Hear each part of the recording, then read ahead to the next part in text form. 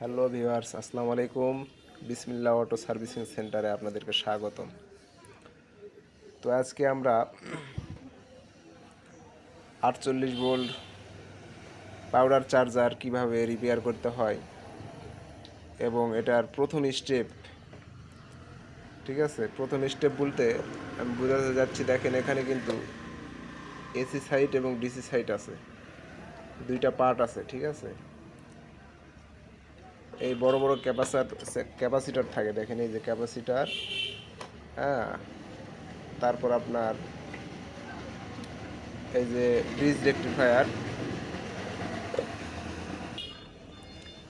এইগুলা যেই সাইডে থাকে এগুলাকে বলা হয় এসি সাইড। আর এই যে এইটা হলো ডিসি সাইড, ঠিক আছে। তো যাই হোক, এই চার্জারের কোন পার্টের সমস্যা, এসি সাইডে না ডিসি সাইডে, কাজ করার সর্বপ্রথম আপনাকে এটা জানতে হবে যে কোন সাইডের সমস্যা, কোন সাইডের আপনি কাজ করবেন। হুদাই কাজ শুরু করে দিতে আর হবে না। তো দেখেন, আজকে প্র্যাকটিক্যালি জিনিসটা আমি আপনাদেরকে দেখাবো এবং জানাবো কেমনে কী করতে হয়। তো কাজের সুবিধার্থে আমি একটু আগেই একটা পার্স খুলে রাখছি, এই যে 20 and 60 যেটা ছিল এখানে, হ্যাঁ, এটা খুলে রাখছি। আমার মনে হচ্ছিল যে এসি সাইডের হয়তো সমস্যা আছে, তো যার কারণে আমি এটা খুলে রাখছি। তো যাই হোক, এই কাজটি করতে গেলে আপনাদের সর্বপ্রথম একটা কেএলই লাগবে, ঠিক আছে। আমরা যেটা অ্যাভেলেবল কিনতে পাই, এই যে কেএলই, হ্যাঁ, এটা 180 থেকে 90 টাকা দাম আমার কাছ থেকে নিচে। তো যাই হোক, এটা কেমনে কি করতে হয় আমি আপনাদেরকে দেখাচ্ছি। দেখেন, কাজও হবে, কথাও হবে, ঠিক আছে ভাই। হ্যাঁ, ক্যামেরাটা ধর। তো যাই হোক, আমি আপনাদেরকে দেখাই। এই যে এটা কেলি, হ্যাঁ, কেলির এই লাল, এখানে দেখবেন 3টা পয়েন্ট আছে, একটা নীল, একটা কালো, একটা লাল। তো নীলটার কাজও আছে, ওটা পরবর্তী ভিডিওতে আমি আপনাদেরকে জানাবো। যাই হোক, এখন আমি যেই কাজটি করতে যাচ্ছি এই জন্য লাল এবং কালো দরকার, ঠিক আছে।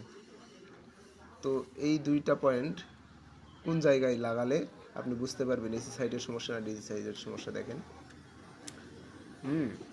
আপনার এসি সাইডের যেই ক্যাপাসিটর আছে, ফিল্টার ক্যাপাসিটার বড় বড়, ঠিক আছে, এই ক্যাপাসিটারের অবশ্যই এই সাইডটা হলো মাইনাস সাইড, ঠিক আছে। তো এই মাইনাস পিনের যে কোনো একটা লুকে, যে কোনো একটা পয়েন্টে আপনি এই কালোটা জুড়ে দিবেন, কালোটা লাগাই দিবেন। আমি লাগাই দিচ্ছি, দেখেন, এই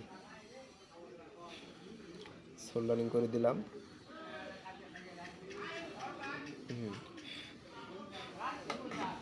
সোল্ডারিং করা শেষ। এই যে এবার যে লাল লুকটা আছে, দেখেন, এখানে কিন্তু অটোমেটিকভাবেই 20 and 60 আপনার মোটামুটি এই এসি সাইডের যেগুলা পার্টসের দরকার, ঠিক আছে। তো এগুলা, এই যে কন্ট্রোলিং আইসি, এগুলা কিন্তু আছে, যার কারণে এগুলা আমার এই বোর্ডের মধ্যে যেগুলো আছে এগুলা এড়িয়ে চলতে হবে। তো যাই হোক, আমি লালটা এখন লাগাবো। এই যে দেখেন, এখানে 20 and 60 যেটা ছিল, 20 and 60, এই 20 and 60-এর মিডিলের যেই ঠ্যাংটা আছে ওইটাতে আমি কানেকশান জুড়ে দিব। এই যে এটা মিডিল, হ্যাঁ, আচ্ছা, দিলাম।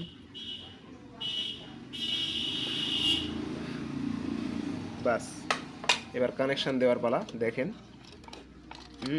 এখানে কিন্তু লাইন চলে আসার কথা।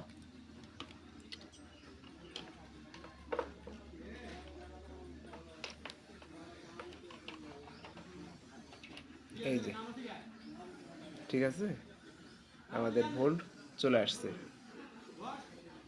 আমাদের ভোল্ট এখন চলে আসছে। এরপর আমি দেখাই, আপনাদের মিটার দিয়ে শো করে দেখাবো ভোল্ট বাইর হইতেছে কিনা।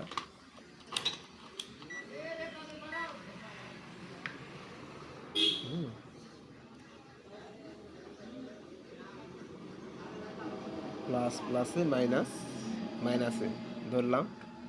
মিটার মিটার মিটার শো কর, একটু আলো, হ্যাঁ, এই যে দেখেন ভাই, হ্যাঁ এখানে কিন্তু ভেরিয়েবল রেজিস্টার আছে। এখানে আমি ভোল্ট বাড়াইতে পারবো, ইচ্ছা করলেই ভোল্ট বাড়াইতে পারবো। এখানে কিন্তু এখন আমরা পাইতেছি 41 ভোল্ট। আজকে একদম গোমর ফাঁস। হ্যাঁ, আমি এটা ক্লিয়ার করে দিব আপনাদেরকে। দেখেন কেমনে কি করতে হয় ভাই।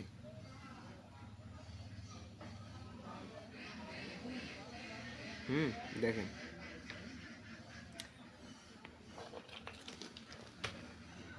কত ভোল্ট দেখতে পাইতেছেন, 41 ভোল্ট, তাই না? এখানে মার, এই যে ঠিক আছে ভেরিয়েবল, এই যে ভেরিয়েবল। এটা কিন্তু ভাই এখানে কিন্তু এসি আছে, ঠিক আছে, যার কারণে এর পিছনে কিন্তু নীল একটা ব্যাকপার্ট দেওয়া আছে।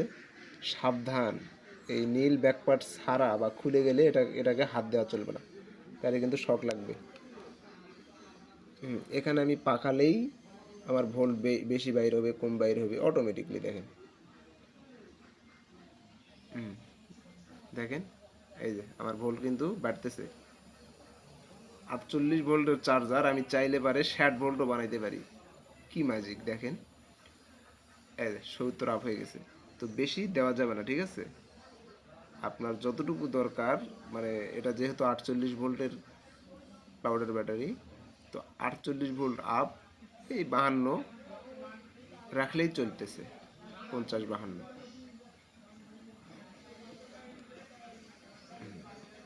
বাস, ঠিক আছে। তো যাই হোক বন্ধুরা, ভিডিও কেমন লাগলো শেয়ার কমেন্ট করবেন।